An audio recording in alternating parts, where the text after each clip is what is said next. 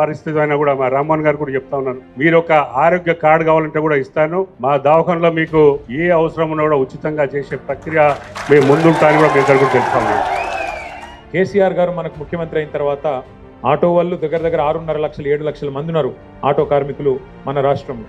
అందరికీ ప్రమాద బీమా అడగకుండానే, మేనిఫెస్టోలో పెట్టకుండానే, ఓట్ల కోసం దొంగ మాటలు చెప్పకుండానే కేసీఆర్ గారు కడుపులో ప్రేమ ఉన్న మనిషి కాబట్టి మీకోసం 5 లక్షల ప్రమాద బీమా ఆనాడు ముఖ్యమంత్రి కాగానే చేయడం జరిగింది. కేసీఆర్ గవర్నమెంట్లో మనం హైదరాబాద్లో ఒక స్కీమ్ పెట్టినాం, డ్రైవర్ టు ఓనర్ అనే స్కీమ్ పెట్టినాం. మనం డ్రైవర్లను ఓనర్లు చేయాలి అని చెప్పి మరి రకరకాల కార్పొరేషన్లకి వెళ్ళి లోన్లు ఇచ్చి డ్రైవర్లను ఓనర్లు చేస్తూ దగ్గర 15,000 ఆటోలు కేసీఆర్ గారి ప్రభుత్వంలో ఉన్నప్పుడు ఇచ్చింది. ఆ రోజేమో డ్రైవర్ టు ఓనర్, ఇవాళ ఏంది పరిస్థితి, ఓనర్ టు డ్రైవర్.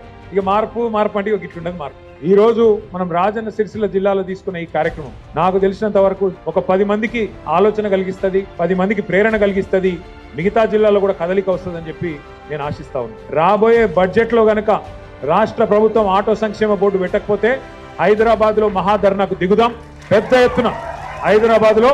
ఎందుకంటే మీకు తెలుసు